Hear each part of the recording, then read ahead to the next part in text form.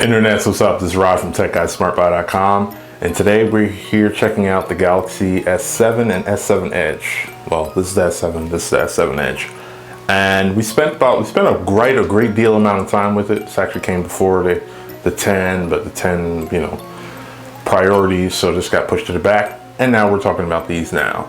So the S6 wasn't as great as we'd liked it to be. The notes are always great, so it's time to see how well the regular Galaxy line has improved.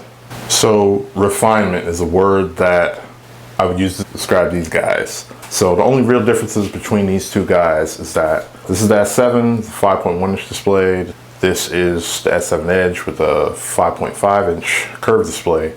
This guy has a 3000 milliamp battery, and then this guy has a 36 milliamp battery. Other than that, they're both beautiful pieces of glass and metal. You definitely want to be careful and case up, because if not, you get nice little cracks like this one if you drop it several times or whatever.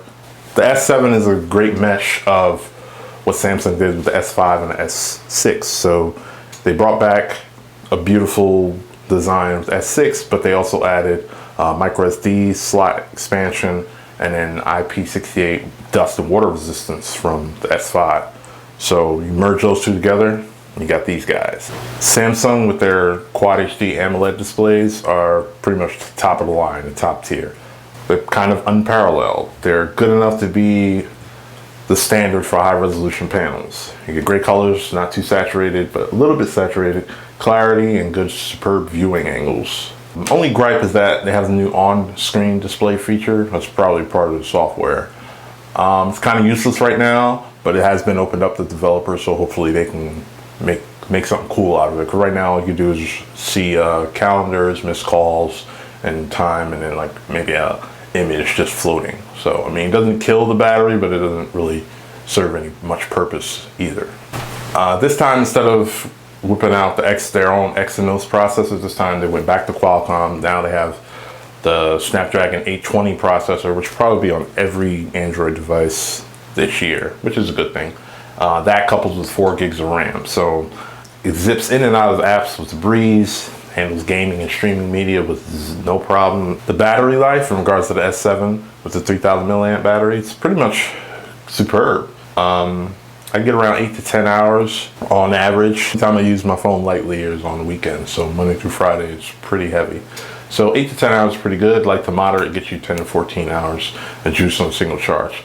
Meanwhile, the S7 Edge, the 36 milliamp battery, coming around 12 to 15 hours, kind of on heavy usage, and then light to moderate and give you well over a day on a single charge. So both devices have the same 12 megapixel dual pixel technology, f1.7 stop, all that good stuff. Talked about a little bit more in the camera review. They're definitely really good. They're still kind of king of smartphones right now. So if you want more information, you could check that out there and get a little bit more into it. And last but not least, TouchWiz continues to get better for me, but again, I'm biased because I'm more of a stock Android guy than this skin guy or whatever.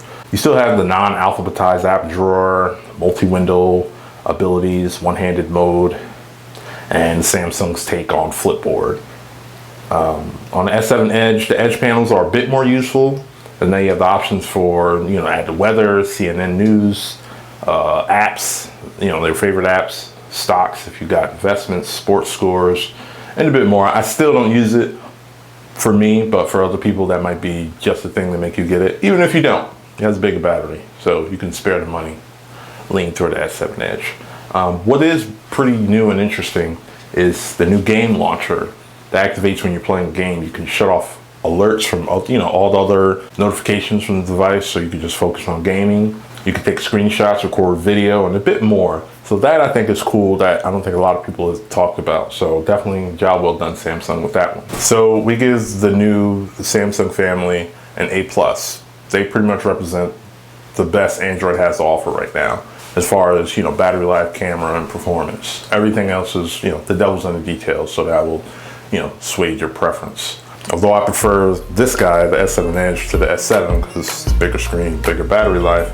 Either way, you can't lose. Especially you have the S5, pick up the S7. This is made just for you guys. Don't forget to like, share, subscribe. We appreciate you for watching, and take care.